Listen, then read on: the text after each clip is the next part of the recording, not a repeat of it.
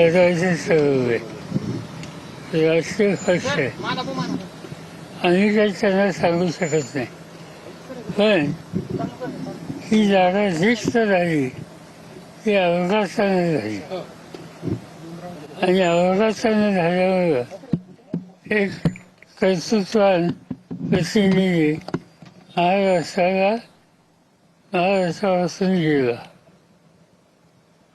अशी मला विचारलं तर मी काँग्रेसचा सल्ला देईन की या पार्श्वभूमीवर ही निवडणूक अविरत करणं योग्य होईल. हा निर्णय काँग्रेसला घ्यायचा आमचा सल्ला आहे. चल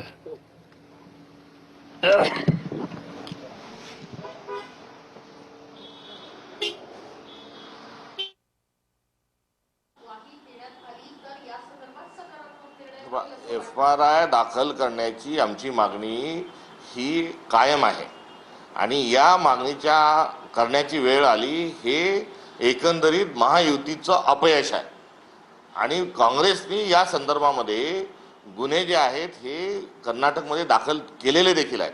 आता महाराष्ट्राने करावा हा असणारा आमचा मुद्दा कुठेतरी आहे राहील. आज रोहितदादा जे आहेत हे कर्नाटकमध्ये पोलिसांना आणि तिथल्या गृहमंत्र्यांना आणि तिथल्या प्रशासनाला भेटायला देखील गेलेले आहेत. त्यामुळे आम्ही आमच्या मागणीचा पाठपुरावा पक्ष म्हणून देखील पुढे करणार आहोत.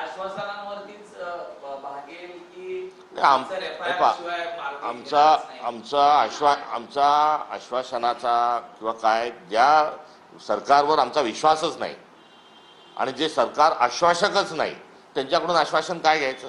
त्यामुळे हा कुठेतरी एका सहानुभूतीचा दीर्घकाळ अजितदादा हे काँग्रेससोबत होते, त्यांच्या मृत्यूने एक महाराष्ट्राने एक फार मोठा नेता गमावला आणि अशी हळहळ व्यक्त होत असतानाच्या पार्श्वभूमीवर आमच्याशी संपर्क साधला जात आहे. शरद पवारांनी आताच विधान केलेलं आहे की खरं तर काँग्रेसला बोलून सल्ला देईन की ही सगळी निवडणूक जी आहे ती बिनविरोध करावी अशा पद्धतीची विनंती करेन, सल्लाही देईन असं त्यांनी माध्यमांशी बोलताना थोड्या वेळापूर्वी सांगितलं. तो त्यांचा अधिकार आहे.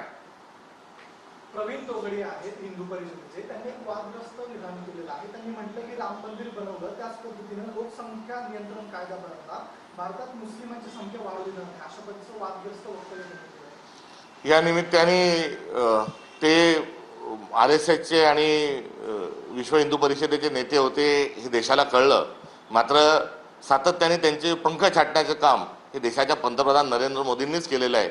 याची देखील आपसूक आठवण या निमित्तानं कुठेतरी झाली. एकेकाळात प्रवीण तोगडियाजी जे आहेत हे एक फायर ब्रँड नेते होते, मात्र ते असतील, अशोक सिंगल असतील, हरेन पांड्या असतील आणि या काही जोशी असतील, या सर्वांचं नरेंद्र मोदींनी केलेलं जे कांड आहे त्याची आठवण जनतेला या निमित्तानं येईल. एकनाथ शिंदे त्यांच्या मंत्र्यांवरती नाराज आहेत. दादा भुसे, संजय शिरसाट, पाटील, प्रकाश आंबेडकर यांच्या कार्यपद्धतीवर ते असमाधान कारक आहे. आपण महाराष्ट्रात एकनाथ शिंदेवर नाराज आहे त्याचं काय? नाशिकमध्ये एक लव्ह जिहादचा प्रकार घडलाय. 8 जणांनी या प्रकरणी अटक केलेली आहे. एका तरुणीचं धर्मांतरण केलं. त्या प्रकरणाची सत्यता पडताळून त्यावर जे सत्य असेल त्यानुसार कारवाई झाली पाहिजे. थँक्यू.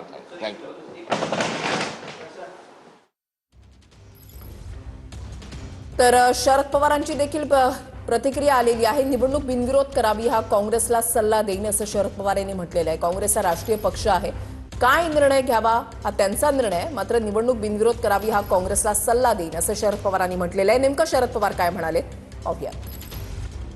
राष्ट्रीय पक्ष आहे आम्ही काही त्यांना सांगू शकत नाही, पण ही जागा रिक्त झाली ही अवकाशाने झाली आणि अवकाशाने झाल्यामुळं एक कर्तृत्वान प्रतिनिधी महाराष्ट्रापासून गेला.